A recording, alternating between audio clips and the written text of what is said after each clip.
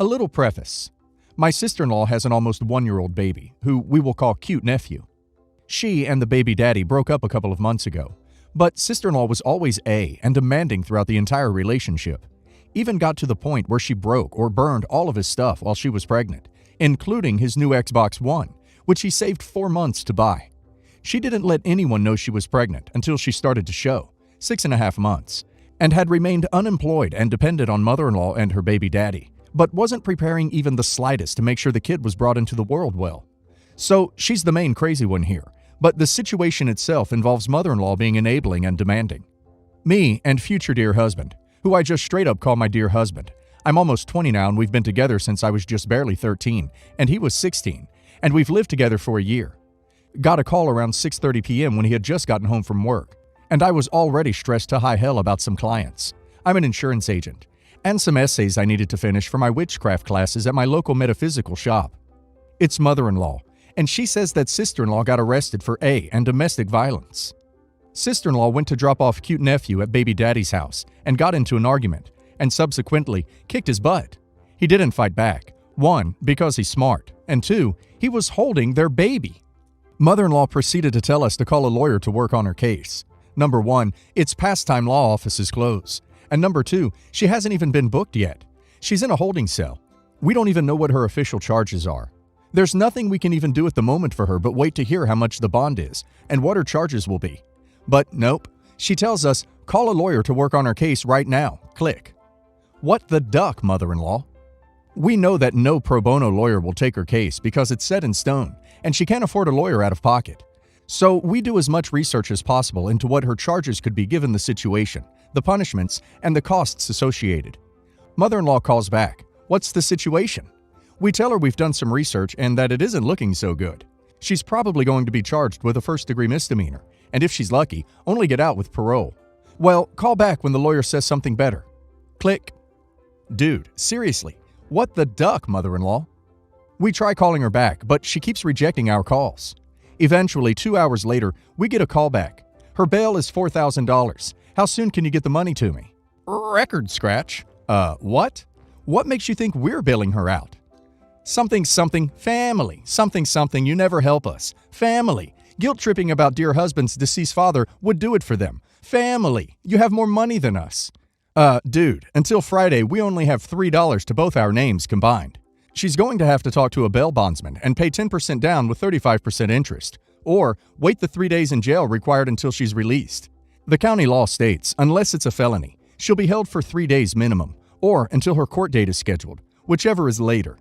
Fine. Tell the lawyer she'll be getting out tomorrow at 7 on bond. Mother-in-law, we haven't talked to a lawyer. We've been trying to tell you that. We've also been trying to tell you to let her stay in jail. She needs to learn the consequences of her actions. If she has someone to bail her out, she's going to keep using you. You can't just click, duck. She calls us back another 2 hours later to update us on the state of Cute Nephew. We already knew he was staying with baby daddy until sister-in-law gets out of jail. She then proceeds to tell us that we're ungrateful and that if ICE catches her, she'll be deported, and it's our fault. She's now in debt because of the bond that she didn't have to pay, and that we should feel sorry. Click. No, mother-in-law, it's sister-in-law's fault. She knew the risks. Both mother-in-law and baby daddy are illegal immigrants. Sister-in-law and dear husband were born here, and being arrested could get them caught, deported, and Cute Nephew put into foster care by the state while sister-in-law is in jail, and then taken away when they find out she only makes $100 a week. We can't afford to take him in.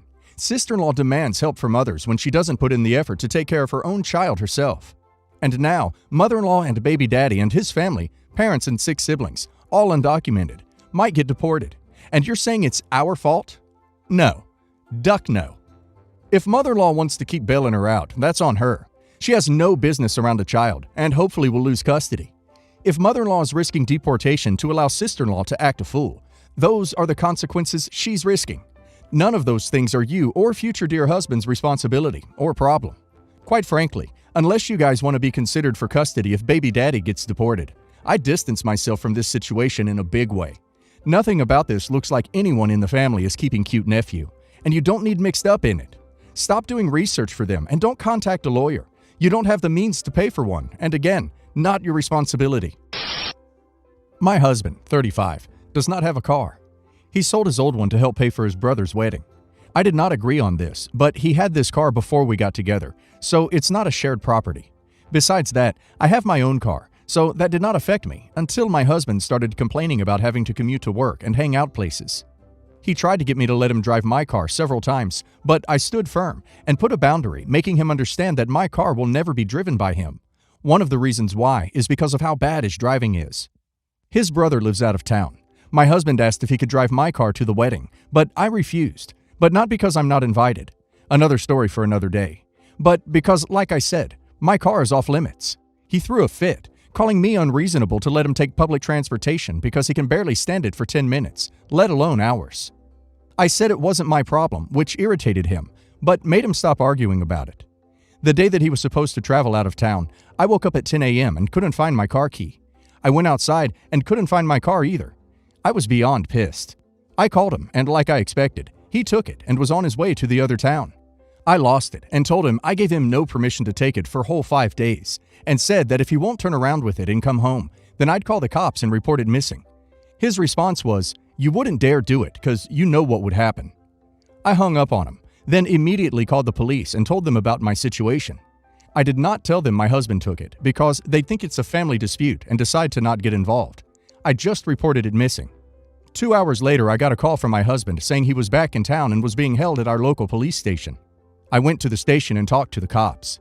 My husband made a scene there, swearing over and over that I gave him permission to take it, and said I was acting out of jealousy and spite because he was going to attend a wedding that I was not invited to. I took my car and went home, but he had to stay a little longer. He came home in the evening and went on a rage fit about how I created an awful situation and almost caused him to miss his brother's wedding. He called me vindictive, bitter, and a lunatic to call the police on him and try to accuse him of stealing my car. He had to leave the same day to be able to be there with his family and decided to extend his stay, and he still hasn't gotten back yet. Right now, his mom and brother are blasting me for what happened and calling me spiteful. Not the a-hole, but I get the feeling that there is a lot more going on here. Your husband sold his car to help pay for his brother's wedding, even though he needed it to commute? Is your husband prone to making bad decisions? And he paid for your brother's wedding even though you, his wife, were not invited to it? I'm sorry, but what kind of marriage is this? In my opinion, you should start stashing cash away and documenting anything that you own that is not subject to community property, if you live in a place with community property laws. I don't see this marriage lasting much longer, and your husband has already demonstrated that he will lie to the authorities to get himself out of trouble. It didn't work this time, but you should protect yourself. Ex cheated on me with his current wife. That was 5 years ago. Ex and I share 3 sons, who are 11, 10, and 8. Ex's wife has a daughter and a son with her ex, who she also cheated on with my ex. The two of them have said it all, from "it was meant to be" to "how great it is because the kids all have a bigger and happier family," blah blah blah. I'm over it in some ways. There is very much a sting that the affair partner in my marriage gets to call herself my kid's stepmom. But I'm not at all sorry that my ex is gone. The man slept with her behind my back for 18 months before her husband and I found out. I am civil when the kids are around. I ignore them when the kids aren't around.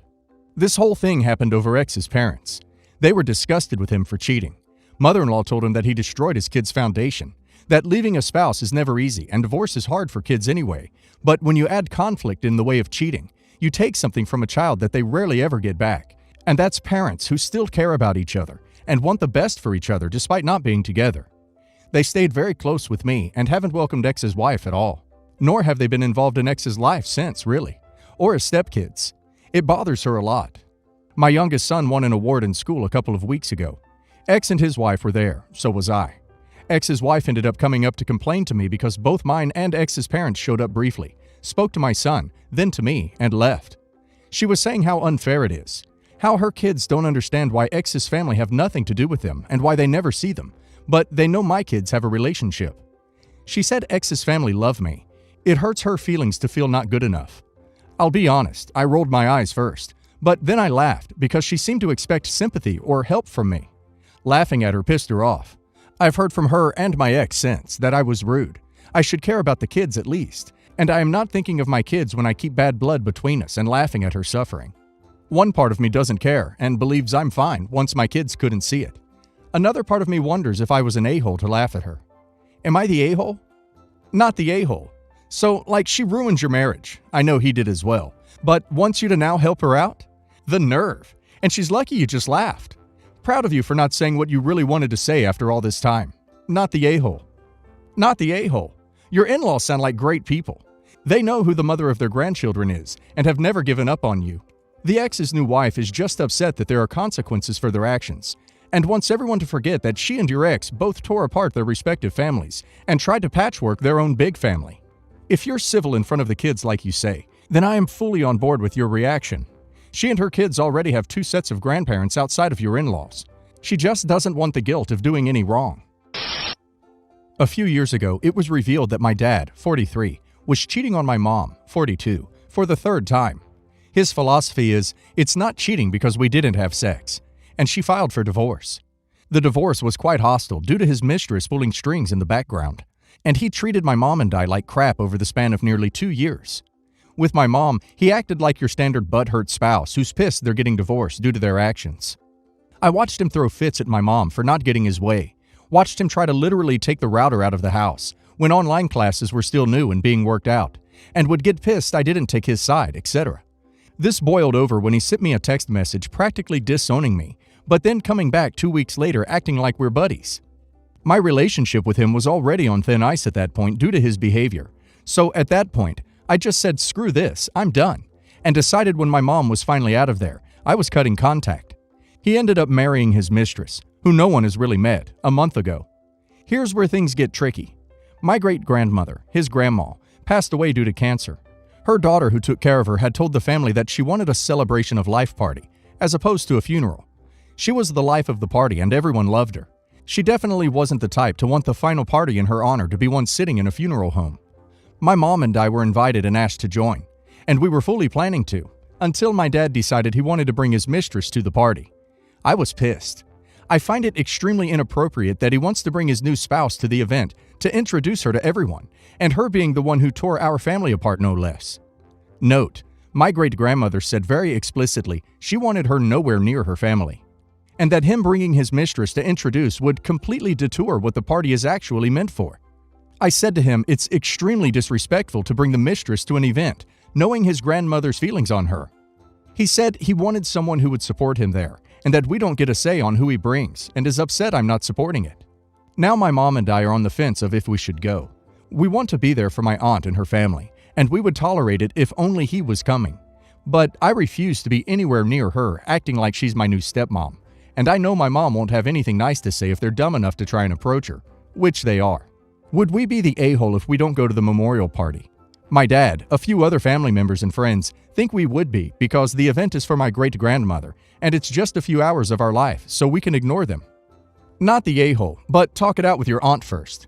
This is supposed to be a celebration of your great-grandmother's life, and your dad is expressly going against her wishes by bringing his new wife to the party.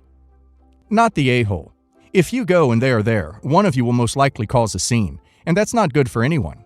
Politely explain this to your aunt. Tell her that you don't want your grandma's celebration to be spoiled with drama, and celebrate her life in your own way.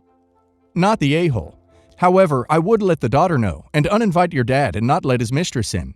If they aren't going to follow the rules and try to center the party on their new marriage, that is not a celebration of your great-grandma's life. That's a spit on her grave, especially since she didn't like the mistress. I, 43 female, lost my husband back in 2020. He was married once before and had 2 kids, Jack, 20 male, and Jill, 20 female, with his ex-wife May, 47 female. They divorced because Jane had cheated, but for the sake of the children, my husband agreed to keep it a secret. By the time my husband and I met, he had already been divorced for 3 years, and when we got engaged, he told me the details of the divorce. During the wedding, Jack and Jill seemed to be disinterested and distant, but I still wanted them to feel included, and agreed to them wanting to do a slideshow during the reception. Big mistake. After everyone else gave their speeches, Jack and Jill made a speech accusing my husband of cheating on their mom, that I was a mistress, and that they no longer would have a relationship with their father so long as he was married to me. I was embarrassed and distraught. May had lied to Jack and Jill and created this whole elaborate story since we were engaged. She would pretend to play dumb and would prevent my husband's attempts to get them into therapy. We thought that if we gave them enough time, things would get better, but it never did. Even after I gave birth to my children, my husband never stopped trying though.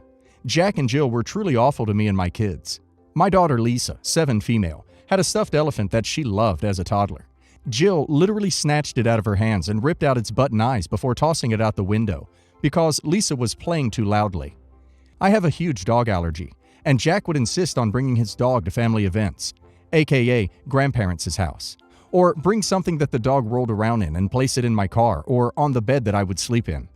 These are just some of the awful things that they did. But what was truly the most hurtful thing is when my husband got sick, they refused to see him. I tried multiple times and even begged them to come see their father, but they laughed, yelled, or called the authorities on me. I just gave up after that, and when my husband passed away, they didn't even show up to the funeral. But they did show up for the reading of his will the following day with May. Before Jack and Jill could even be told the amount that they would get, they were required to, in front of everyone, review all evidence of May's infidelity from the divorce. They left after that and, from what I was told, exploded on their mother. Since then, Jack and Jill have put in the effort to re-establish relationships with their paternal side and have sent me messages. I read them at first but never responded. Recently, my mother-in-law confronted me about ignoring Jack and Jill's attempts to reach out to me, and I plainly told her that I'm happy Jack and Jill know the truth, but the damage is done. They're clearly looking for forgiveness that I'm not interested in giving. Am I the a-hole? Not the a-hole. You don't have to have a relationship with them if you don't want to. But did you hear them out at least? It sounded like they were being mean to you and your family because of lies they were told. Maybe they feel bad now that they know the actual truth.